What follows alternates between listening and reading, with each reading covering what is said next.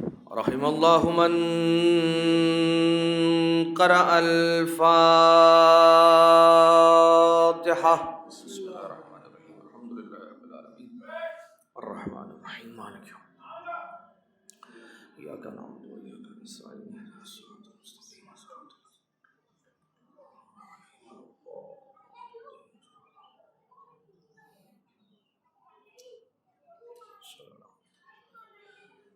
لا حول ولا قوة إلا بالله العلي العظيم.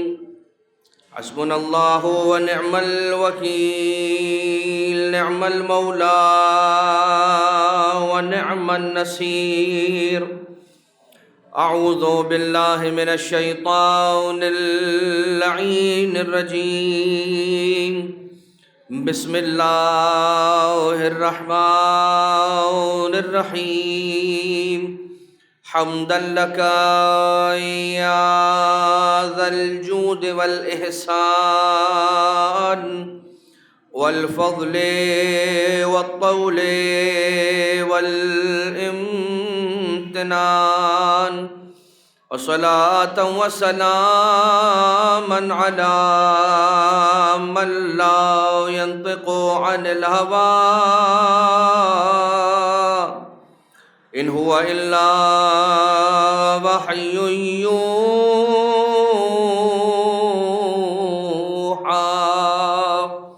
حبيب قلوبنا وشفيع ذنوبنا وطبيب نفوسنا، مولانا ومولى الثقلين جد الحسن والحسين أبي القاسم المصطفى محمد. اللهم صل على محمد وعلى آله الذين أذهب الله عنهم الرجس وطهرهم تطهيرا. اللهم صل على محمد وآل محمد. لا سيما على الإمام المنتظر والحجة الثاني عشر واللعنة الدائمة الباقية على أعدائهم ومنكري فضائلهم ومصائبهم وغاصبي حقوقهم من الأزل إلى قيام يوم الدين. أما بعد، فقد قال الله سبحانه وتعالى في محكم كتابه ومتقن خطابه وقوله الحق وهو أصدق القائلين. بسم الله الرحمن الرحيم. والذين اتخذوا من دونه أولياء الله حفيظ عليهم وما أنت عليهم بوكيل.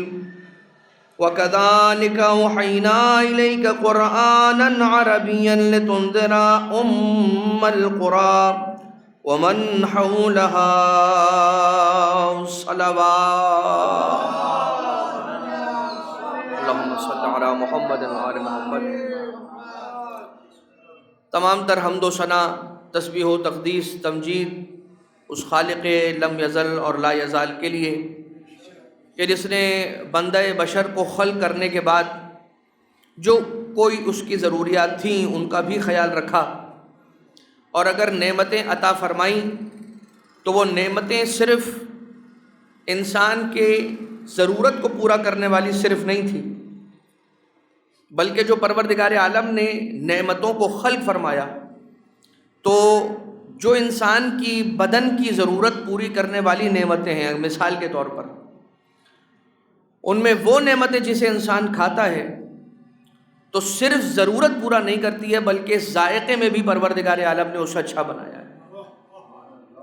اور جو اللہ نے انسان کی بدن کی ضرورت کو پورا کرنے والی غذائیں خلق فرمائی ہیں کہ جو بدن کی ضروریات بھی پورا کرتی ہیں اور ذائقے میں بھی اچھی ہیں، خوش مزہ ہیں، خوش ذائقہ ہیں، وہ صرف ایسا نہیں ہے کہ بدن کی ضروریات بھی پوری کرتی ہیں اور خوش ذائقہ بھی ہیں، بلکہ دکھنے میں بھی خوبصورت ہیں. اور صرف دکھنے میں ہی خوبصورت نہیں ہے بلکہ ان کی بو بھی اچھی ہے. مثال کے طور پر آپ دیکھیے کہ ہمیں کس کس چیز پر خدا کا شکر ادا کرنا چاہیے. ایک نعمتوں میں سے، بہت ساری نعمتوں میں سے ایک نعمت، اور وہ نعمت پھلوں میں سے ایک پھل کی نعمت، اور اس کا نام ہے سیب۔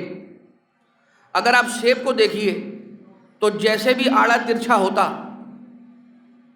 ہمیں فائدہ پتہ چل جاتا تو ہم کھاتے ضرور، اور ہمارے پاس کوئی آپشن ہی نہ ہوتا تو ہم کھاتے ضرور۔ لیکن پروردگار عالم نے اسے انسان کو فائدہ پہنچانے والی چیز بنانے کے ساتھ ساتھ خوبصورت بھی بنایا، خوش منظر بھی بنایا، یعنی کہ دکھنے میں بھی خوبصورت ہے۔ پھر اس میں انسان کے لیے اس کے پھل کے اندر تو فائدہ رکھا، یعنی کھانے کے اندر تو بدن کا فائدہ رکھا، لیکن اس کی بو میں بھی پروردگار عالم نے فائدہ رکھا۔ یہی وجہ ہے کہ روایتوں میں، علیکم السلام، روایتوں میں پھل یعنی سیب کھانے کے بارے میں، سیب خاص طور سے جو امام معصوم علیہ السلام نے تعلیم فرمایا کہ سیب کھانے کے آداب کیا ہیں، تو پہلے سیب کو دیکھے انسان، پھر اسے سونگھے، اور اس کے بعد انسان اسے کھائے۔ کیوں؟ اس لیے کہ اس کے دیکھنے میں بھی کوئی نہ کوئی ایسا فائدہ ہے کہ جس میں انسان کی آنکھ کو فائدہ یا اس کی روح کو فائدہ ہوگا۔ دوسری طرف خوشبو سونگھنے کا کیوں کہا؟ اس لیے کہ اس کی خوشبو میں بھی کوئی فائدہ ہوگا۔ تیسری بات، کھانے میں فائدہ، تو کھانے میں تو فائدہ ہے ہی، کہ جیسے جس کے بارے میں کہا جاتا ہے کہ جو انسان سیب کھاتا ہے اور مسلسل سیب کھاتا رہتا ہے تو پروردگار عالم اس کے بدن کو بیماریوں سے پاک رکھتا ہے، صاف رکھتا ہے۔ تو انسان صرف ایک سیب کے لیے کم سے کم 3 طرح کے شکر ادا کرے۔ ایک سیب کے لیے پروردگار کم سے کم، انسان پروردگار کا کم سے کم 3 طرح سے شکر ادا کرے۔ اے پروردگار، سیب کی نعمت عطا کرنے پہ شکریہ کہ تو نے اسے خوبصورت بھی بنایا، خوشبو بھی بنایا، اور خوش منظر بھی بنایا۔ اور اس میں جو فائدہ ہے کھانے میں وہ تو ہے ہی ہے، اس کا ذائقہ خوش ذائقہ ہے یہ۔ اور پھر صرف ایسا ہی نہیں کہ بلکہ پروردگار عالم نے کہا کہ بھائی تمہیں بھوک لگتی ہے نا تو بھوک ہی مٹانی ہے، تو 2 طرح کی اچھی اچھی غذائیں دے رہا ہوں، 2 طرح کی غذائیں بنا رہا ہوں، ایک ذرا سی ہائی سائڈ کی غذا اور ایک ذرا سادی غذا۔ ٹھیک، مثال کے طور پر پروردگار عالم اگر یہ کہہ دیتا کہ تمہیں بریانی دے رہا ہوں اور دال چاول دے رہا ہوں، اور ساری زندگی تم نے بھوک ہی مٹانی ہے نا، اور کیا کرنا ہے، اس پیٹ کی آگ کو بجھانا ہے، جو بھوک ہے اسے مٹانا ہے، تو تمہارے لیے 2 یہ چیزیں کافی ہوں گی پوری زندگی کے لیے، بس یہی کھاتے کھاتے گزار دو۔ لیکن وہی خدا کہ جس نے انسان کو خلق کیا ہے، وہ انسان کی طبیعت سے بھی واقف ہے، اس کے مزاج سے بھی آشنا ہے، جانتا ہے کہ اگر اسے یہ 2 ہی طرح کی غذائیں دے دی اور پوری زندگی اس پہ گزارنے کا کہہ دیا تو بہت جلد تھک جائے گا۔ اور خدا نے یہ کہا کہ قبل اس کے کہ یہ تھک کر ان نعمتوں سے بیزار ہو جائے، میں پروردگار اس کی ضرورت کو سمجھتا ہوں کہ صرف بھوک اس کی ضرورت نہیں ہے بلکہ انواع و اقسام کی غذائیں اس کی ضرورت ہے۔ لہذا پروردگار عالم نے الگ الگ طریقے کی انواع و اقسام کی غذائیں بنائیں، ان ساری الگ الگ انواع و اقسام کی غذاؤں پر بھی اللہ کا شکر ادا کرنا چاہیے۔ ٹھیک، اب آپ اس سے آپ ایک پیغام کی طرف آ جائیے کہ انسان کو کیا پتہ ہے کہ دوسری، اب انسان اگر اسی چیز کے اوپر ریسرچ کرتا رہے ساری زندگی تو کتنی نعمتوں میں سے کیا کچھ نکلے گا وہ انسان کو پتہ ہی نہیں ہے۔ لیکن وہاں سے پتہ چلے گا، مثال کے طور پر آپ نے ایک ریموٹ خریدا، ٹی وی کا ایک ریموٹ آپ نے خریدا، لیکن آپ کو ریموٹ چلانا آتا نہیں، تو آپ نے کیا کیا؟ اب ریموٹ آپ نے دیکھا وہ سیل لگ گیا، آن ہو گیا، سب ہو گیا، لیکن میں چلانا مجھے نہیں آ رہا، تو اب کیا کروں گا؟ وہ ڈبہ لے کر آؤ۔ کیوں؟ اس لیے کہ ڈبے کے اندر ایک چھوٹی سی کتاب ہوگی، اس ڈبے میں جو چھوٹی سی کتاب ہے اس کتاب میں لکھا ہوگا کہ اس کا استعمال کیسے کرنا ہے، اس میں کون سا بٹن ہے کہ جس کا کیا فائدہ ہے، مجھے کچھ نہیں پتا، جس نے بنایا ہے اس نے اس کتاب میں سب لکھ دیا ہے۔ اور اگر مجھے کتاب سے بھی نہ سمجھ میں آئے تو جس نے یہ جانا ہے کہ اس کو کیسے چلانا ہے اس کی میں یوٹیوب پہ ویڈیو لگا کے دیکھوں گا۔ بھائی اللہ نے اپنا دین نازل کیا، قرآن جیسی کتاب نازل کی، لیکن اگر قرآن عربی زبان میں ہے مجھے سمجھ نہیں آ رہا تو اہل بیت اطہار عطا فرمائے اگر تمہیں قرآن سے بھی ہدایت نہیں مل رہی ہے تو میرے وارثان قرآن کے پاس آ جاؤ، جو تمہیں قرآن بھی نہ بتا سکے گا وہ میرے وارثان قرآن تمہیں بتا دے گا۔ یا علی یا علی یا علی یا علی۔ اس لیے جب میں نے یہ بات جملہ کہا نا تو کوئی کہہ سکتا ہے کہ مولانا آپ نے یہ کیا بات کر دی کہ جو قرآن بھی نہ بتا سکے وہ آل محمد بتا دے۔ بھائی اس لیے کہ یہ قرآن ہمیں ملا ہی محمد و آل محمد سے ہے۔ اور دوسری بات پروردگار، جو کل آپ کی خدمت میں ہم نے عرض کی تھی، اللہ نے اسی قرآن میں دو طرح کی آیتیں رکھی، محکم متشابہ۔ تو محکم سیدھی سیدھی آیتیں، متشابہ انسان کو گھمایا ہوا ہے اس میں۔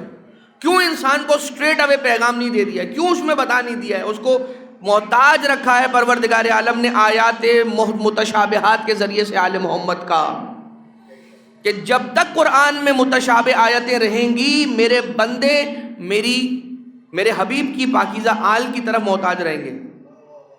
اب جو ہم نے آپ کی خدمت میں کہا کہ جو قرآن بھی نہ بتا سکے وہ آل محمد بتائیں گے، تو اب اگر کوئی یہ کہتا ہے کہ میرے لیے قرآن کافی ہے، تو اس سے میں آپ کی خدمت میں اس کی خدمت میں بس اتنا کہتا ہوں کہ یہ قرآن ہی کی ایک آیت ہے، بسم اللہ الرحمن الرحیم، ولا رطب ولا یابس الا فی کتاب مبین۔ کوئی خشک و تر ایسا نہیں ہے کہ جس کا ذکر قرآن میں نہ ہو، مجھے تو اپنا نام قرآن سے نکال کر دکھا۔ اب سوال یہ ہے کہ اس میں کوئی خشک و تر ایسا نہیں ہے جو قرآن میں نہ ہو، تو ہر خشک و تر کا جواب اس میں ہے۔ میں اور آپ خشک و تر میں ہیں یا نہیں ہیں؟ ہیں۔ تو ہم اور آپ کا ذکر اس میں ہے،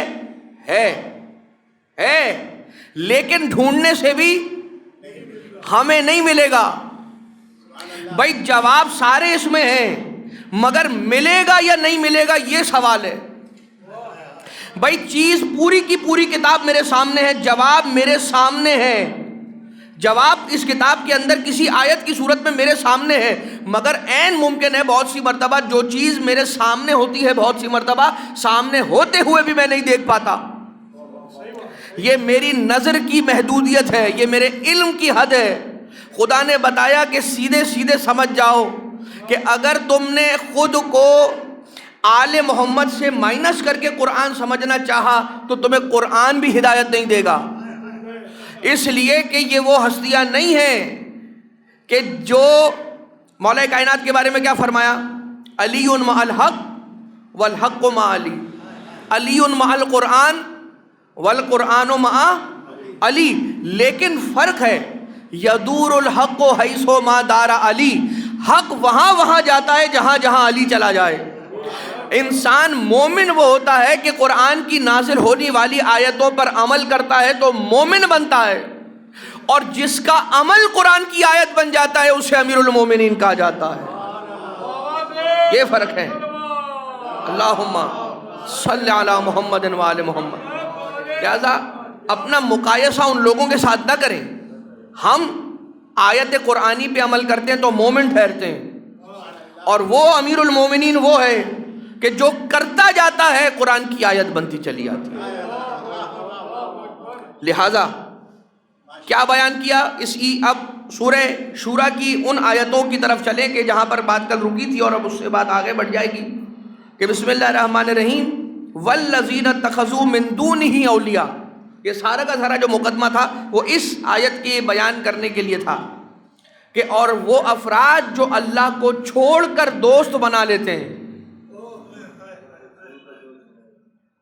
بھائی آپ یہ نہ دیکھیں کہ انہوں نے تاریخ میں کیا کچھ کیا، آپ یہ نہ دیکھیں کہ ان سے کیا غلطیاں ہوئیں، آپ ان کی اچھائیاں دیکھیں۔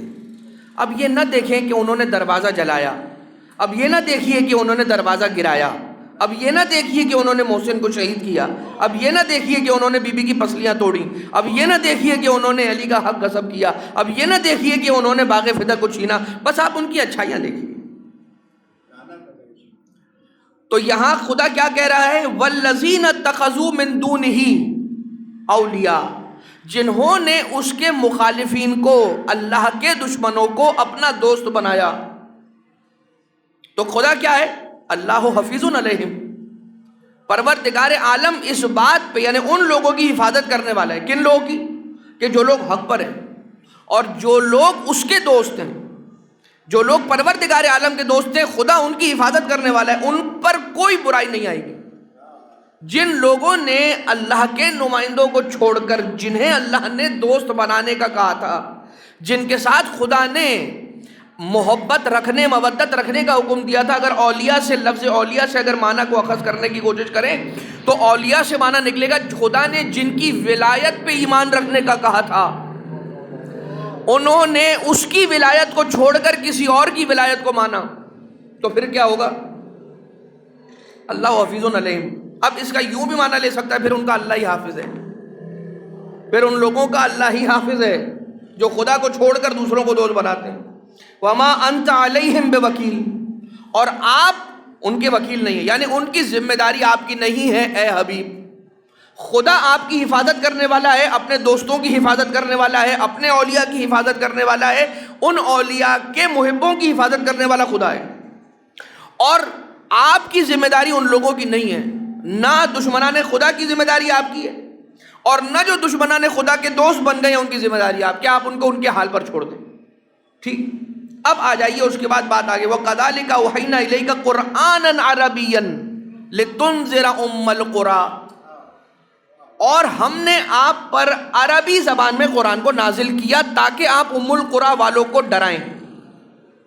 حبیب خدا پروردگار عالمین، پروردگار عالم کے حبیب رحمت للعالمین سے رب ذوالجلال کا یہ کلام ہے، وَكَذَلِكَ، اور اسی طرح سے ہم نے آپ پر وحی کی، قرآن عربیہ کی، یعنی عربی زبان میں آپ پر قرآن نازل ہوا اور وحی کے ذریعے سے نازل ہوا۔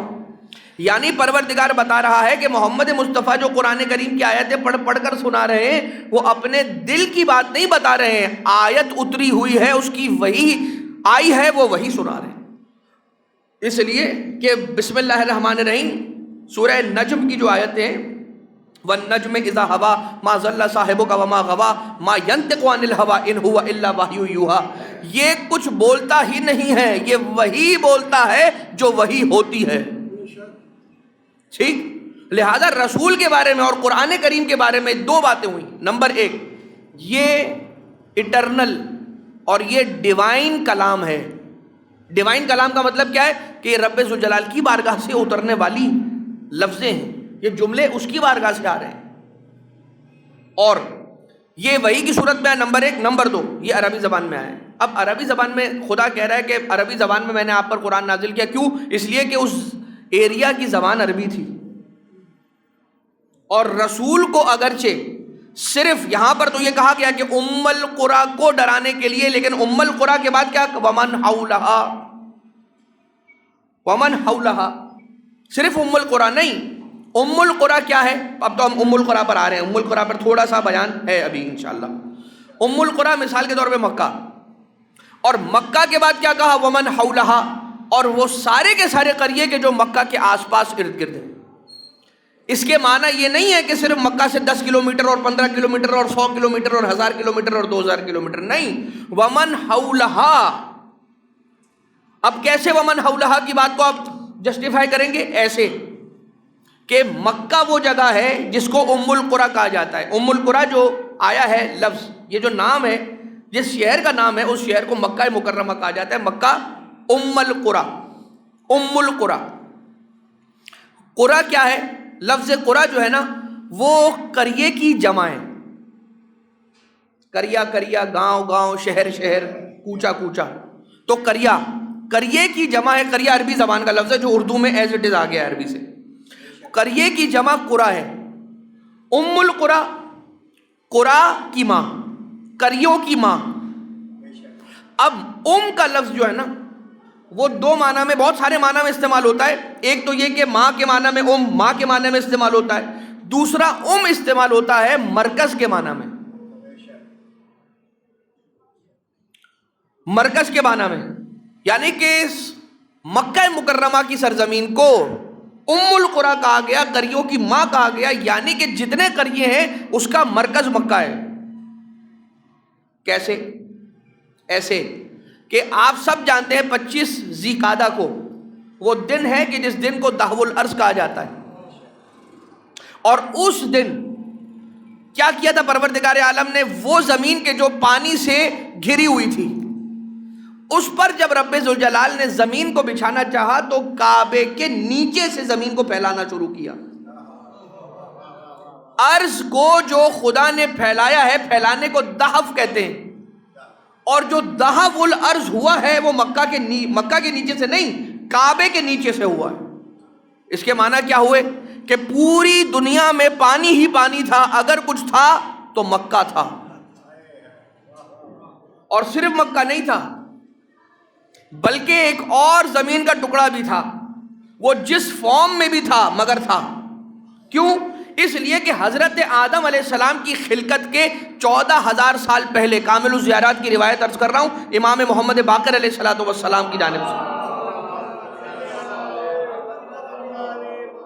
حضرت آدم علیہ السلام کی خلقت کے 14,000 سال پہلے پروردگار عالم نے کعبہ کو یا زمین کعبہ کو خلق کیا، اور اس سے بھی 24,000 سال پہلے، کعبہ کی تخلیق کے 24,000 سال پہلے پروردگار عالم نے زمین کرب و بلا کو خلق کیا۔ اور یہ روایت موجود ہے، 5ویں امام علیہ السلام کی بھی روایت موجود ہے، 6 امام کی بھی روایت موجود ہے، کامل الزیارات کے اندر آپ کو دکھا سکتا ہوں۔ تو پروردگار عالم نے یہاں پہ امام معصوم نے کیا فرمایا؟ 14,000 سال پہلے حضرت آدم کے پہلے مکہ یا کعبہ خلق ہوا، اور کعبے کے بھی 24,000 سال پہلے زمین کربلا کو خدا نے خلق کیا۔ یہ تو ہو گئی ابتدا کی بات۔ اب انتہا کی بات کیا ہے کہ جب کائنات میں سب کچھ خراب ہو جائے گا، جب دنیا بالکل ٹوٹ پھوٹ کا شکار ہو جائے گی، آسمان والسماء والسماوات یتفطرن من فوقہن، اسی آیت دوسری آیت کے اندر بھی تو سورہ شورى میں آپ نے سنا کہ آسمان ٹوٹ کے زمین پہ گر جائے گا، جو اوپر ہے وہ نیچے آ جائے گا، اور جو پہاڑ نیچے ہیں وہ روئی کی مانند ٹوٹ کے اڑ کے اوپر جانے لگیں گے۔ تو جو اوپر ہے وہ نیچے آ جائے گا، جو نیچے ہے وہ اوپر چلا جائے گا۔ مطلب کیا؟ تخریب دنیا ہو جائے گی، دنیا خراب ہو جائے گی۔ تب بھی پروردگار عالم زمین پر کچھ ایسے ٹکڑے ہیں کہ جن کو جیسے وہ ہیں ویسے اٹھا کر آسمان پہ جنت کے اندر شامل کر دے گا، اور وہ جگہ کے جسے پروردگار ایز اٹ از اٹھا کے اپنی جنتوں کی جنت بنا دے گا، اسے زمین کرب و بلا کہا جاتا ہے۔ اللہم صلی علی محمد و آل محمد۔ اب ذرا یہاں پر دیکھیے کہ جب کچھ نہ تھا کربلا تھی، جب کچھ نہ رہے گا کربلا رہے گی، چاہے یہاں رہے یا وہاں رہے۔ یعنی زمین تو خراب ہو جائے گی، لیکن خدا زمین پر بھی، زمین کا وہ ٹکڑا جو فخر جنت بن گیا ہے زمین پہ رہتے ہوئے بھی، وہ کربلا ہے۔ اور کعبہ بھی جس زمین کو دیکھ کر ناز کرتا ہے اس زمین کو کربلا کہتے ہیں۔ یعنی کہ کعبہ، جو کعبے کا اور کربلا کا جو کنورزیشن ہے اور مفاخرہ ہے، اس مفاخرے میں یہی تو ہے نا کہ کعبہ اپنی فضیلت بیان کرتا ہے، زمین کعبہ، اور زمین کربلا اپنی فضیلت بیان کرتی ہے، اور آخر میں زمین کعبہ خود یہ کہہ دیتی ہے کہ اے زمین کربلا تیری فضیلت تو مجھ سے بھی زیادہ ہے، اس لیے کہ مجھ پہ کعبہ ہے، تیری سینے میں محافظ کعبہ سو رہا ہے۔ لہذا جب کچھ نہ تھا کربلا تھی، جب کچھ نہ رہے گا کربلا رہے گی، تو موت کے طوفان میں ہر خوش کو تر بہ جائے گا، ہاں مگر نام حسین ابن علی رہ جائے گا۔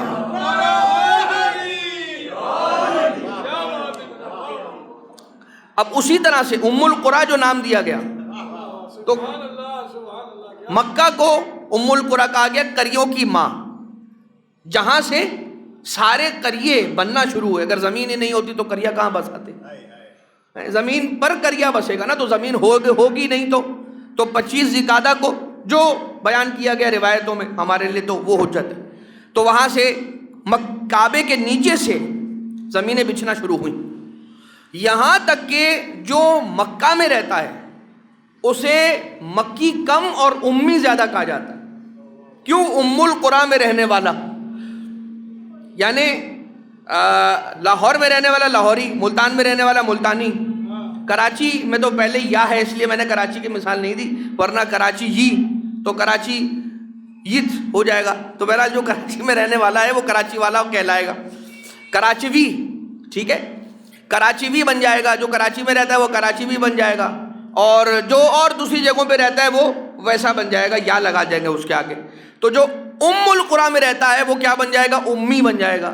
اب یہاں پر ایک بڑے اعتراض کا جواب یہ بات بن جاتی ہے، جو جنت الماوا نامی کتاب کے اندر علامہ شیخ کاشف الغطا شیخ جعفر کاشف الغطا، بہت بڑا نام ہے نجف اشرف کے علماء، یعنی اتنا بڑا عالم خاندان ہے کہ جس کے علماء آج بھی چلتے چلے آ رہے ہیں، آج بھی موجود ہیں، اور بڑی خدمات ہیں ان کی۔ پرانی کتابوں کو انہوں نے ریوائیو کیا ہے ریسنٹلی، اور پوری ایک لائبریری بنائی ہے کہ جس میں وہ کتابیں جو ظلم کے زمانے میں، صدام کے زمانے میں جو کتابیں چھپ گئی تھیں اور جن پر دیمک لگ رہی تھی، ان کو جمع کیا، ہر جگہ سے ڈھونڈا، ان کو سکین کیا اور ان کو ری پرنٹ کرنے کا جو کام ہے آج آلے شیخ کاشف الغطا انہیں انجام دے رہے ہیں۔ مدرسہ مہدیہ نام کا ایک مدرسہ بالکل باب توسی کے سامنے موجود ہے۔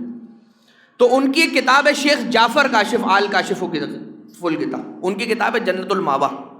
جنت الماوا میں ایک سوال کیا گیا کہ رسول اکرم کو امی کیوں کہا جاتا ہے؟ اس لیے کہ امی کے ایک معنی یہ ہے کہ نعوذ باللہ جس کو لکھنا پڑھنا نہ آتا ہو۔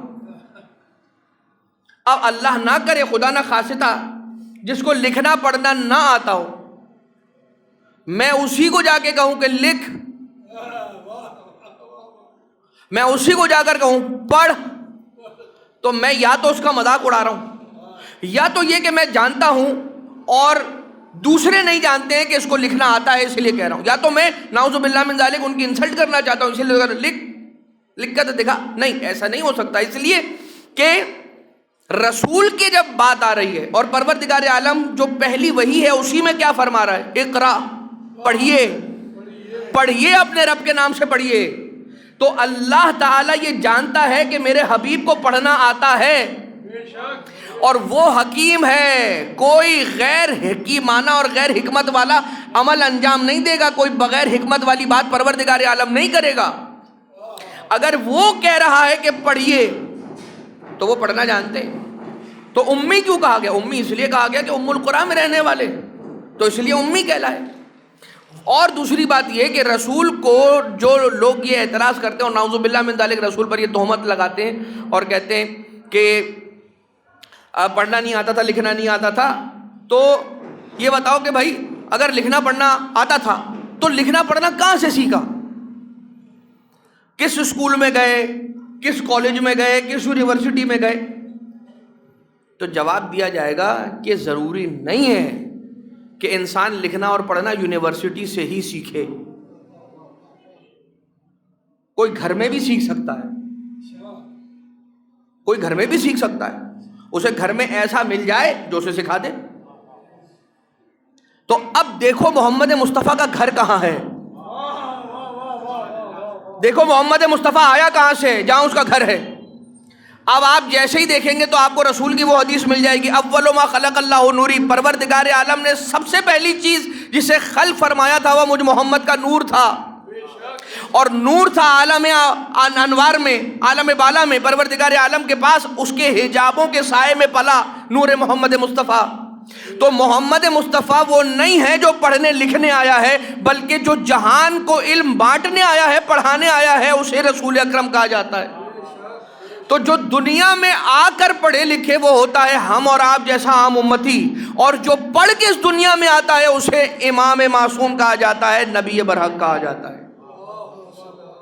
تو جو امام بن کر اس دنیا میں آئے، جو نبی بن کر اس دنیا میں آئے، وہ ہوتا ہے الہی نمائندہ، لہذا امی کہا گیا۔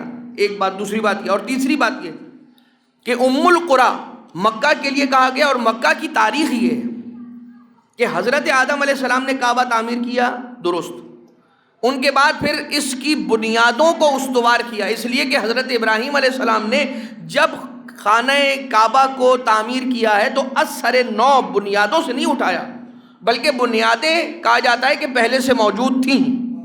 ان بنیادوں کو اذ یرفع ابراہیم القواعد من البیت، کہ جب حضرت ابراہیم علیہ السلام نے یرفع اٹھایا، بلند کیا ان قواعد کو، ان فاؤنڈیشنز کو جو پہلے سے پڑی ہوئی تھیں، من البیت گھر کی، البیت بیت کی نہیں، البیت، البیت کیا؟ بیت اللہ، اللہ کا گھر، خاص گھر۔ تو اس کی دیواروں کو حضرت ابراہیم علیہ السلام نے اٹھایا اپنے بیٹے اسماعیل علیہ السلام کے ساتھ مل کر، اور پھر انہوں نے کہا ربنا وتقبل دعا، اے خدا میری دعا کو سن لے۔ اب یہ دعا کون سی ہے؟ یہ سورہ ابراہیم علیہ السلام کے اندر جہاں پر یہ آیتیں موجود ہیں وہاں پر یہ دعا نہیں ہے، یہ دعا ہے پیچھے۔ اور کون سی دعا ہے؟ یہ انشاءاللہ پھر کسی اور دن صحیح. لیکن وہ جو ہے نا کہ اے رب اجعلنی مقیم الصلاۃ ومن ذریتی ربنا وتقبل دعا، تو اس سے پہلے ایک دوسری دعا ہے، اللہم رب اجعلنی مسلمین لک، کہ ہم دونوں کو تیرا مسلمان قرار دے اور ہمارے ذریت میں سے بھی لوگوں کو مسلمان بنا. تو مسلمان وہ عام معنی میں نہیں ہے، تسلیم کے معنی میں، لیکن خیر اب اس طرف ہم نہیں جائیں گے. لیکن حضرت ابراہیم علیہ السلام نے جب بیت کی، اللہ کے گھر کی ان بنیادوں کو دوبارہ سے استوار کرنے کے لیے بلند کیا، اس کے اوپر دیواریں بلند کی، اور وہ مقام ابراہیم کا پتھر کہ جس پر حضرت ابراہیم علیہ السلام قدم رکھتے ہیں، اور جب ارادہ کرتے ہیں، جب چاہتے ہیں اوپر ہو جاتا ہے، جب چاہتے ہیں نیچے ہو جاتا ہے، اس کی مدد سے سب کچھ ہوا. اور اس کے لیے غارہ آسمان سے آیا، اس کے لیے اینٹیں آسمان سے آئیں، اور وہ سارا سلسلہ ہوا، کعبہ بن گیا. اور اس کے بعد حکم الہی آیا کہ وَأَذِّنْ فِي النَّاسِ بِالْحَجِّ، انسانوں کو آذان دے کر حج کے لیے بلائیے. ہم نے تو بھائی آج تک جو آذان سنی ہے نماز کے لیے آذان سنی ہے، تو اذن فی الناس بالحج، کہ اے ابراہیم آذان دیجیے، یعنی آواز دیجیے، پکاریے اور لوگوں کو بلائیے فی الحج، حج کے لیے. اور اس وقت حضرت ابراہیم علیہ السلام نے ایک صدا کو بلند کیا، اور وہ صدا جو حکم الہی سے صدا بلند ہوئی تھی، جس کو جہاں جہاں تک کی آواز پہنچی، کہاں کہاں تک پہنچی، عالم انوار تک، عالم ارواح تک، عالم ذر تک کی آواز پہنچی. اور جس کو آواز پہنچی اور جس نے لبیک کہہ دیا تھا اس وقت، آج بھی جو اللہ کے گھر کا حج کرنے جاتا ہے، یہ وہ ہے جس نے کل حضرت ابراہیم علیہ السلام کی آواز پر لبیک کہا تھا. وہ آ جاتا ہے، پہنچ جاتا ہے. تو اب ذرا یہ دیکھیے کہ جب کعبہ بن گیا تو سب سے پہلا وہ قبیلہ کہ جو کعبے کا طواف کرنے کے لیے باقاعدہ باہر سے آیا، وہ ہے قبیلہ بنی جرہم. ام القریٰ کی چونکہ بات ہوئی ہے سورہ شورى میں، لہذا ام القریٰ کی ذرا سی مختصر سی ایک تاریخ اور اسی کے اندر پوشیدہ ایک فضیلت اہل بیت، چونکہ بیت کی بات ہو رہی ہے اس لیے اہل بیت کی بات بھی آئے گی. اور ہماری کوئی بات قرآن کریم کی کسی بھی آیت کے اندر ہو، وہ بغیر اہل بیت اطہار علیہ السلام پر اختتام پذیر ہوئے ختم نہیں ہو سکتی. اب ذرا اس میں یہ سن لیجئے کہ جب پہلا قبیلہ آیا، قبیلہ بنی جرہم، انہوں نے آ کر کیا دیکھا؟ کنفیوز ہو گئے. وہ مکہ میں آئے اس لیے کہ انہوں نے سنا تھا ایک کعبے کا طواف کرنا ہے، لیکن وہاں پر جب بستیاں بسنا شروع ہوئیں تو لوگوں نے جو اپنے گھر بنائے، تو جیسا اللہ کا گھر بنا ہوا تھا اسی سٹائل کے چھوٹے چھوٹے گھر بنائے. اور تقریباً سارے کے سارے مکہ میں نظر آنے والے اور دکھنے والے گھر کعبے کی طرح سے نظر آتے تھے، کچھ چھوٹے کچھ بڑے. تو یہ قبیلہ بنی جرہم جب آیا مکہ میں تو آ کے یہ پریشان ہو گئے، اور انہوں نے وہاں پر چلتے ہوئے، راہ چلتے ہوئے لوگوں میں سے کسی سے پوچھا کہ یہ بتائیے کہ ہمیں طواف کس گھر کا کرنا ہے، ہمیں طواف کس چوکور گھر کا کرنا ہے جس کو کعبہ کہا گیا ہے.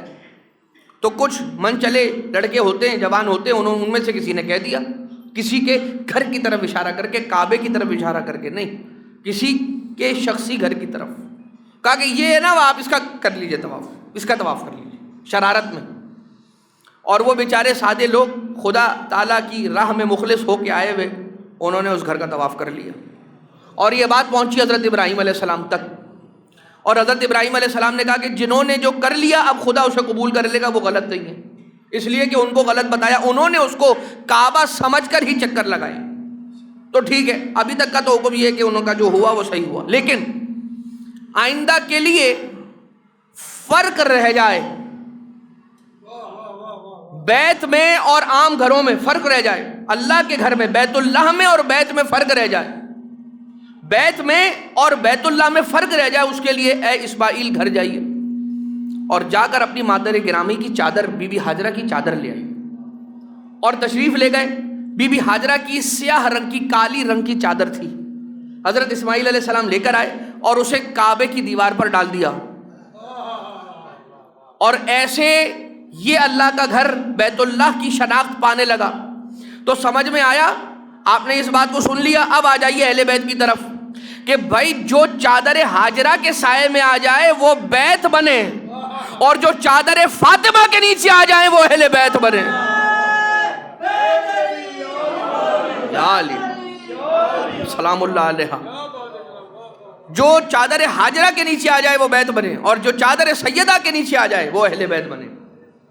اسی طرح سے کسی نے یہ سوال کیا کہ جب قرآن کریم کی وہ آیت نازل ہوئی کہ جس میں یہ تھا کہ بسم اللہ الرحمن الرحیم فی بیوت، کچھ گھر ہیں اذن اللہ ان ترفع ویذکر فیہا اسمہ، کہ جن کے لیے پروردگار عالم نے یہ اجازت دی ہے اور اذن عطا فرمایا ہے کہ ان ترفع ویذکر فیہا اسمہ، کہ جس میں اس کا ذکر کیا جائے اور اس کو پکارا جائے، خدا نے پسند کیا ہے۔ تو غالباً مدینہ کے اندر جب یہ سوال رسول سے ہوا کہ یا رسول اللہ یہ آیت جو نازل ہوئی ہے اس میں بیوت سے مراد کیا ہے؟ بیت کی جمع بیوت، بیوت سے مراد کیا ہے؟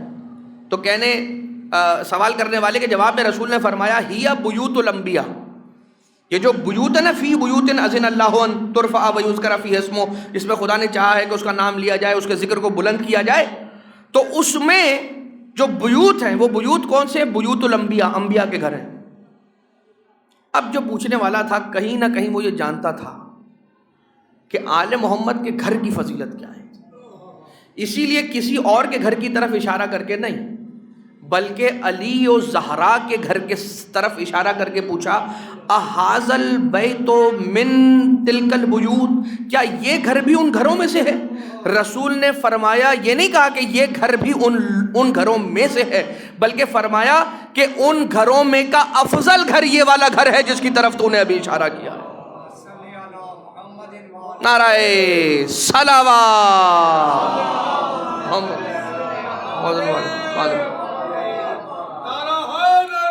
یا علی۔ تو یہ آ گئی بات بیوت کی، اور یہ وہ بیت کہ جس بیت کے سامنے رسول آیت تطہیر کے نازل ہونے کے بعد سے لے کر اپنی شہادت تک، جب تک رسول مسجد نبوی سلامتی کے ساتھ، صحت کے ساتھ، عافیت کے ساتھ نماز پڑھانے کے لیے جاتے رہے، تب تک رسول یہ کرتے تھے کہ اس گھر کے دروازے کے سامنے کھڑے ہو کر قرآن کی آیت میں آئے ہوئے جملے کو دہراتے تھے تاکہ لوگ کبھی قیامت تک کنفیوز نہ ہوں اور فراموش نہ کریں، نہ بھولیں کہ قرآن میں جس گھر کو اہل بیت کہا گیا اور جن کی طہارت کا اعلان کیا ہے وہ گھر یہی گھر ہے جس گھر کے سامنے کھڑے رہ کر آیت تطہیر کی میں تلاوت کر رہا ہوں، 3 مہینے، 6 مہینے یا 9 مہینے۔ اسی لیے کہا ہم نے، اسی لیے پھر 3، 6، 9 کی بات نہیں کہ ہم نے پھر یہ کہا کہ جب سے آیت تطہیر نازل ہوئی تب سے لے کر رسول جب تک قید حیات میں رہے، جب تک رسول کی شہادت کا وقت نہیں آیا تب تک، اور رسول یہی جا کر کہتے تھے السلام علیکم یا اہل بیت النبوہ، اہل بیت نبی نہیں کہا، اہل بیت نبوت کہا۔ اور اس گھر کے بارے میں رسول نے سب پہلے سے بتا دیا تھا، بار بار سیدہ کی شان میں بلند ہو کر بتایا کہ وہ فاطمہ کہ جس کی تعظیم کے لیے میں محمد بھی کھڑا ہو جاتا ہوں، تو اب یہ نہ سمجھنا کہ بیٹی ہے اس لیے کھڑا ہو رہا ہوں، منصب الہیہ رکھ رہی ہے فاطمہ، اس لیے اس منصب دار کے لیے ایک دوسرا منصب دار الہی اپنی جگہ سے بلند ہو رہا ہے۔ اور صرف رسول نہیں بلکہ وہ رسول کے جس رسول کے لیے 1,24,000 نبوتیں پھر اپنی جگہ پر بیٹھی نہ رہیں، اگر وہ بلند ہو جائے تو کوئی نبی کیا اپنی جگہ پر بیٹھا رہے گا؟ جس بی بی کے لیے 1,24,000 نبوتیں اپنی جگہ سے بلند ہو جائیں اس کو فاطمہ زہرا کہا جاتا ہے۔ اور یہ ہے بی بی کی امیری کہ جس بی بی کی فضیلت یہ ہے، اس بی بی کی فضیلت یہ ہے کہ 1,24,000 نبوتیں جس بی بی کے لیے کھڑی ہو جائیں، بلند ہو جائیں اپنی جگہ سے، وہ فاطمہ۔ اور وہی فاطمہ کہ جن کی مصیبت یہ ہے کہ گھنٹوں دربار میں کھڑی رہے اور کوئی کہنے والا نہ ہو، بی بی آپ کسی مسند پر بیٹھ جائیے کہ کئی گھنٹوں سے آپ کھڑی ہیں، آپ تھک گئی ہوں گی، کسی نے پل بھر کے لیے بھی بی بی کا احساس نہ کیا، یہاں تک کہ بی بی جو اپنے ساتھ لے کر آئی ہیں تحریر، اس تحریر کو پارا پارا کیا گیا، زمین پر پھینکا گیا، اسے پاؤں تلے روندا گیا، اور یہ کہا گیا وہ کون سی تحریر ہے کہ جس تحریر کا آپ ذکر کر رہی ہیں؟ کہاں ہے وہ تحریر کی جس کا آپ ذکر کر رہی ہیں؟ بی نے فرمایا یہ میرے دو گواہ ہیں جو میرے ساتھ ہیں. کون؟ حسن و حسین سیدہ شباب اہل الجنہ، رسول کے دوش کے سوار. اور جناب سیدہ کی مظلومیت کا احساس کیجئے کہ بی بی کو دربار میں یہ کہنا پڑا کہ اے مدینے والوں یقین کرو میں سچ بول رہی ہوں، میں جھوٹ نہیں بولتی. صدیقہ کبریٰ ہے فاطمہ زہرا. جبھی تو عالم یہ ہوگا کہ جب تک اب میری کنیز فاطمہ، خدا کا یہ فیصلہ ہے کہ جب تک میری کنیز فاطمہ جنت میں نہیں جائے گی تب تک کوئی بندہ بشر جنت میں نہیں جائے گا. اور جب بی بی دروازہ جنت پر کھڑی ہوں گی اور یہ کہیں گی، ان کا ٹھہرنا دیکھ کر پروردگار سوال کرے گا کہ اے میری کنیز زہرا آپ کے رک جانے کا سبب کیا ہے؟ تو بی بی فرمائیں گی میں چاہتی ہوں کہ آج اہل محشر میری فضیلت کو پہچان لیں، میرے مقام کو جان لیں. میں ہاتھوں کو جوڑ کر کہوں گا اے رسول کی بیٹی جب تک زندہ رہیں آپ کی فضیلت کو مدینے والوں نے کیا کسی نے پہچانا ہی نہیں. یا علی نے پہچانا، یا آپ کے بچوں نے پہچانا، یا آپ کے چاہنے والوں نے، علی کے چاہنے والوں نے، رسول کے سچے چاہنے والوں نے پہچانا، ورنہ مدینہ والے نہ پہچانتے تھے. بس عزیزو جناب سیدہ کو شفاعت کی اجازت ملے گی. بی بی شفاعت فرما کے اہل محشر میں سے ایسے چن چن کر الگ کریں گی کہ جیسے کوئی پرندہ اچھے دانوں کو برے دانوں سے الگ کر کے اٹھا لیتا. اور پھر یہ سارے کے سارے جنت میں جائیں گے. میں ہاتھوں کو جوڑ کر کہوں گا اے سیدہ ہم اس قابل نہیں ہیں مگر آپ اس بات کے اہل ہیں کہ ہم جیسے گنہگاروں کی شفاعت فرمائیں. مگر اے جناب سیدہ وہ موقع ہمیں یاد آتا ہے کہ جب علی کے گلے میں رسن ڈال کر انہیں کھینچ کر لے جایا جانے لگا، آپ کی ٹوٹی ہوئی پسلیوں کی وجہ سے جب آپ کو غش آیا، غش سے جیسے ہی آپ بیدار ہوئی ہیں ایک مرتبہ یہی سوال کیا میرے ابو الحسن کو کہاں لے گئے فضا؟ جناب فضا نے مسجد نبوی کی طرف اشارہ فرمایا. ارے رسول کی بیٹی جناب سیدہ ایک ہاتھ سے ٹوٹی پسلیوں کو تھاما، ایک ہاتھ سے سر پہ چادر کو رکھا، ہاتھ میں عصا لیا، ایک ہاتھ سے ٹوٹی پسلیاں، ایک ہاتھ میں عصا، لڑکھڑاتے ہوئے کبھی گرتی ہے کبھی اٹھتی ہے، علی کے سرانے پہنچی ہے، علی کے کمر کے پٹکے پر ہاتھ ڈالا اور کہنے لگی لعینو میں تمہیں خبردار علی کو کہیں لے جانے نہ دوں گی، جب تک فاطمہ زندہ ہے علی کی محافظہ بن کر رہے گی. مگر نکالنے والے نے پہلو سے کوڑے کو نکالا، تازیانے کو بی بی کی ہتھیلی پر مٹھی پر مارا، بی بی کی انگلیاں ٹوٹ گئیں، ہاتھوں سے کمر کا پٹکا چھوٹا ہے. علی کو لے جایا گیا دربار. سیدہ گھر آئیں، رسول کی عبا کو پہنا، رسول کا امامہ آپ نے سر پر رکھا، قبر رسول پر آ کر قریب تھا کہ بد دعا کرتی. ایک مرتبہ مولا کائنات نے دیکھا مدینے کے در و دیوار ہوا میں اٹھ رہے ہیں، سرخ و سیاہ آندیاں چل رہی ہیں. سلمان کو بلا کے فرمایا سلمان جا کر نبی کی بیٹی کو ڈھونڈو کہاں ہے، مجھے لگ رہا ہے کہ کہیں بد دعا نہ کر دیں، انہیں جا کر روک لو. ارے اگر انہیں نہ روکا تو نبی کا کوئی کلمہ گو باقی نہ رہے گا. جیسے ہی جناب سلمان قبر نبی پر آئے کیا دیکھا؟ جناب سیدہ ہاتھوں کو اٹھائے ہوئے تیار کھڑی ہے کہ بد دعا کریں. فرمایا اے رسول کی بیٹی میری شہزادی، سر کو جھکا کے سلمان یہی کہتے تھے بی بی بد دعا نہ کیجئے گا. شہزادی نے فرمایا سلمان وہ علی کو قتل کر دیں گے. سلمان تم نے نہیں دیکھا وہ علی کو کیسے لے گئے ہیں؟ ارے سلمان وہ علی کو مار دیں گے. سلمان نے سر جھکا کے ہاتھوں کو جوڑ کر بس اتنا ہی کہا اے رسول کی بیٹی یہ پیغام علی ہی کا ہے، صبر کا دامن ہاتھ سے نہ چھوڑے ورنہ آپ کے بابا کا کوئی کلمہ کو روئے زمین پر باقی نہ رہے گا.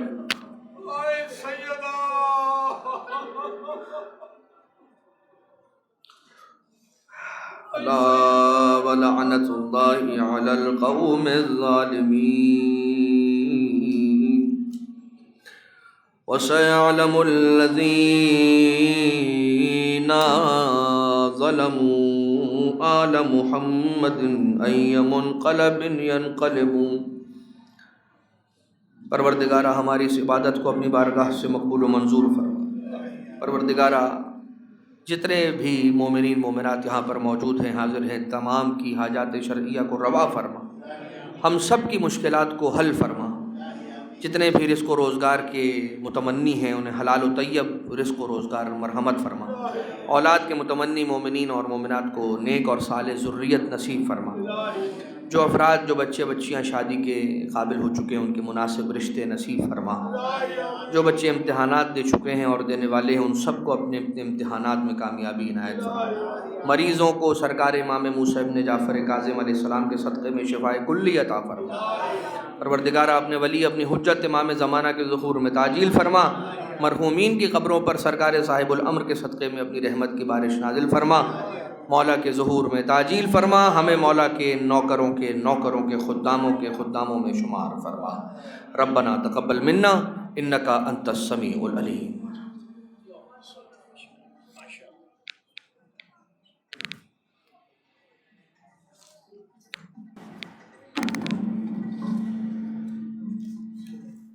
پر محمد وآل محمد صلوات، اللہم صلی علی محمد وآل محمد۔ سورہ فاتحہ برائے فاضل صالح محمد، کلثم بائی، اللہ دین، کرم علی محمد، سگرا بائی، سومجی، یاسمین، فضل علی، رضیہ، کرم علی، حسن علی نشاد نورانی اور ان کے رشتہ دار، غلام حسین شریف، فاطمہ بائی، محمد علی، سید حسن نواب، لیلا بائی بنت گلشن غلام حسین، Zahra by Ghulam Hussain, Habib Ali اساریہ، Amina by, کرم علی، انور علی رحمۃ اللہ، زرینہ بائی، غلام حسین، غلام علی رحمۃ اللہ، سگرا بائی، نظر علی، امینہ بائی، اللہ رکھا، نرجس نظر علی، حسینہ by, Fida Hussain, Munawar Hussain Ghulam Ali, Shabbir Hussain Ghulam Ali, Muhammad Hussain Ghulam Ali, Sabira by بنت عبد الحسین، جمال بھائی، بابول بھائی وزیر، شیرین بھائی، جمال بھائی وزیر، اکبر علی، جمال بھائی وزیر، سکینہ بھائی نانجی، جینا بھائی، حسن علی مرزا، امینہ بھائی، حسن علی مرزا، اکبر علی، حسن علی مرزا، قاسم علی، حسن علی مرزا، سلیم اکبر علی وزیر، حیدر علی اکبر علی وزیر، معصوم علی اکبر علی وزیر، گلشن اکبر علی وزیر، فاطمہ بھائی اکبر علی وزیر، روشن بانو اکبر علی، محمد علی گیلانی، بلکس قاسم علی مرزا، شبیر قاسم علی مرزا، مشتاق قاسم علی مرزا، فاطمہ بھائی محمد علی کپاڑیا، سلیم غلام علی تھاور، محمد علی داؤد کپاڑیا، فضل عباس محمد علی کپاڑیا، زہرا بھائی فضل عباس کپاڑیا، حسینہ بھائی رحمۃ اللہ لاکھانی، علی محمد مونس ورتیجی، یاسمین بانو علی محمد ورتیجی، سگرا بانو نظر علی بادامی، حسین علی اللہ دین پونا والا، رقیہ بھائی محمد علی، زرینہ بھائی فاضل، معصومہ بھائی اکبر علی وزیر، روشن علی محمد علی گیلانی، مہدی علی رحمۃ اللہ، انور علی ضیاء جامنگری، نرجس نظر علی، خیر النساء غلام حسین اساریہ، شہناز علی رضا اساریہ، فاطمہ بھائی محمد علی لاکھانی، فاطمہ بھائی محمد علی رحمۃ اللہ لاکھانی، سکینہ بھائی سعیدہ مشتاق علی، جعفر علی رمضان علی، زرینہ بھائی محمد حسین مکی، انور علی حبیب کانانی، یوسف علی حبیب کانانی، عبد الحسین حبیب کانانی، حسین علی حبیب کانانی، جینا بھائی زوجہ حبیب بھائی عزیز، فدا حسین، نور محمد سومجی، سکینہ بھائی شریف بابا، حسن علی سومانی، یوسف علی سومانی، سگرا بھائی لالجی بابا، پیار علی سومانی، حسن علی بھائی سومانی، قاسم علی اسماعیل سومانی، سگرا بھائی لالجی بابا سومانی، فیملی کے رشتہ دار مرحومین، پنجو جسا، حسن علی بھائی سومانی، پیر بھائی بھیم جی، غلام علی پیر بھائی، عبدالرسول پیر بھائی، مریم بھائی نور محمد، شیرین بھائی نور محمد، شیربانو پیر بھائی،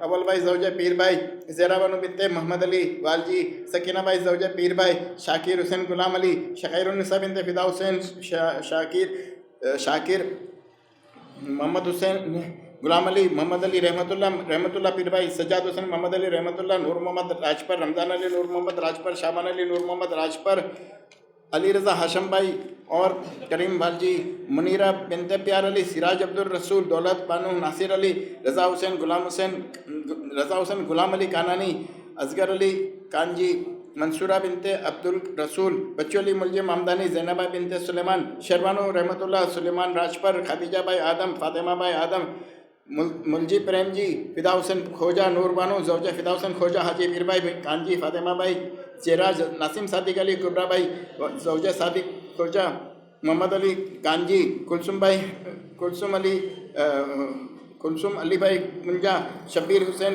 खोजा, मर्जिया बिनते नज़र अली, बहादुर अली सोमानी, यूसुफ अली खोजा, सुकून भाई यूसुफ अली, अफजल लदानी, यास्मीन बिनते यूसुफ अली, नूरुन्निसा बिनते जीवन, खादिम हुसैन खोजा, अली असगर खोजा, मरियम भाई बिनते शफीक एडन, करीम भाई फाजल, फातिमा भाई अली भाई, मोहम्मद नज़ीर करीम भाई, अली हुसैन करीम किरमानी, हसन अली मेहर अली, गुलाम अली हसन अली, रियाज हुसैन हसन अली, मासूमा बिनते हसन अली, लियाकत हसन अली, गुलबानो और हैमानी फैमिली, हाजी वज़ीर इब्राहिम मेवा वाला और फैमिली, यूसुफ अली, गुलाम हुसैन मोरबी वाला और रिश्तेदार मरहूमिन मोहम्मद रज़ा मोरबी वाला और शोदाए मिल्लत नूर मोहम्मद अफ्रीका वाला, कुलसुम भाई बिनते जाफ़र, रिजवान अली, अमीर अली, मोहम्मद हुसैन अफ्रीका वाला, हैदर अली, हबीब कासम अली, नूर मोहम्मद करम अली, सकीना भाई हसन अली, जवार हुसैन, नूर मोहम्मद बरकत अली, नूर मोहम्मद निसार अली, नूर मोहम्मद गुलशन अकबर अली, अंसार हुसैन, रोशन अली, दिला हुसैन, रोशन अली, गुलबानो बिनते नूर मोहम्मद, कजीम कनीज़, रमज़ान अली, मोहम्मद हुसैन, रमज़ान अली, फ़कीर मोहम्मद, सुगरा भाई बिनते मूसा, अकबर अली, फ़कीर मोहम्मद, अमीना भाई अकबर अली, ज़रीना अकबर अली, कुलसुम अकबर अली, अमीना भाई पटेल, हुसैन अली मंदे अली, फ़जल मोहम्मद और फ़जल अब्बास, मोहम्मद अली कापड़िया, फातिमा बिनते मोहम्मद अली कापड़िया, फ़ातिमा ज़हरा बिनते सुमैया, गुलाम अब्बास बरकत अली, फातिमा भाई रजब अली अमीरी, शाबान अली, बहादुर अली नायानी, अकबर अली, हाजी वालजी और जौजा विसराम और रिश्तेदार मरहूमिन, कासम अली पीर भाई, कासम अली किरमानी और जौजा, मोहम्मद हुसैन बालू भाई और उनके जौजा, अली हुसैन फ़िदा हुसैन राजानी और उनके रिश्तेदार, कासम अली कमरुद्दीन वकील, सकीना भाई जाफ़र अली वकील, सुल्तान अली, नूर अली, गुलाम अब्बास किरमानी और उनके जौजा, असगर अली, शेर मोहम्मद, जरीना भाई अकबर अली, अली असगर, गुलाम अब्बास, बरकत अली, मोहम्मद अली दाऊदानी, कुलसुम भाई बिनते अकबर अली, फ़कीर मोहम्मद, शुक्रा भाई, जौजा अकबर अली, हुसैन अली, जाफ़र अली, खैरुन्निसा बिनते रमज़ान अली, शेरबानो, करम अली, सकीना भाई मोती, दाऊद अली किकरिया वाला, जनीना भाई, जौजा दाऊद अली, अल्लाह रखा, कासम अली, कुलसुम भाई, दाया भाई, अली रज़ा इब्न दाऊद अली,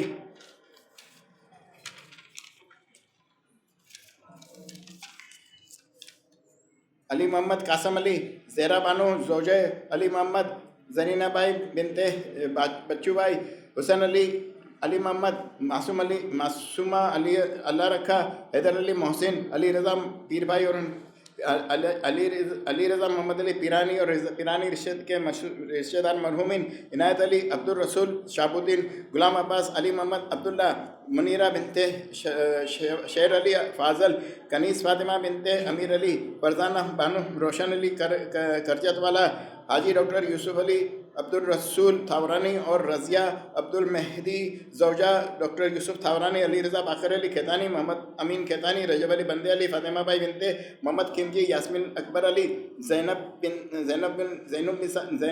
ज़ैनबुन्निसा, रजब अली, अबीद हुसैन, मोहम्मद हुसैन, मोहसिन अली, हसन अली, रजब अली, गुलाम हुसैन सायानी, ज़ेरा बिनते कासम अली, हबीब अली, फ़िदा हुसैन आज़ाद, लैला बानो, हाजी भाई, फ़िदा हुसैन, गुलाम हुसैन, सुगरा भाई, लद्दा भाई, सकीना भाई, गुलाम हुसैन, साबिरा, फ़िदा हुसैन, बिलाल हुसैन, अली रज़ा, बरकत अली, शेर अली, रोशन अली नज़ीरी, फ़िज़ा बानो, शाबान अली, गुलबानो बिनते करीम खिमजी, मिनहास अली लाखानी, फ़िज़ा बानो, बंदे अली, रजब अली सोमजी और उसके रिश्तेदार, शमीम खादिम हुसैन और उनके रिश्तेदार, हबीब अली शेर अली और उनके रिश्तेदार, शीरिन बिनते हुसैन अली मर्चेंट और उनके रिश्तेदार, हैदर अली तुराबी और उनके जौजा, मोहम्मद हुसैन, अमीर अली ज़बैर, फातिमा भाई, हुसैन अली, सुगरा बानो बिनते हाजी नानजी, अमीर अली ज़बैर, रहमत भाई रामजी, ज़बैर भाई और उनके रिश्तेदार, फैमिली, नरगिस बानो बिनते मोहम्मद अली, मासूमा बिनते रज़ा हुसैन, फ़िदा हुसैन, नूर मोहम्मद,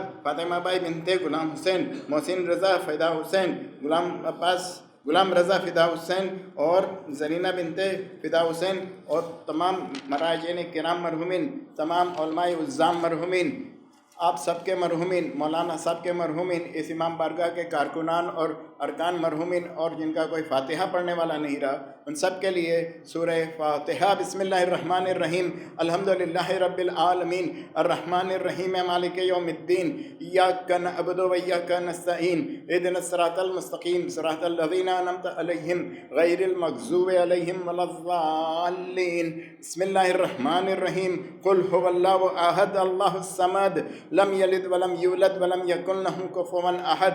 بسم الله الرحمن الرحيم. قل هو الله أحد الله الصمد لم يلد ولم يولد ولم يكن له كفوا أحد. بسم الله الرحمن الرحيم. قل هو الله أحد الله الصمد لم يلد ولم يولد ولم يكن له كفوا أحد.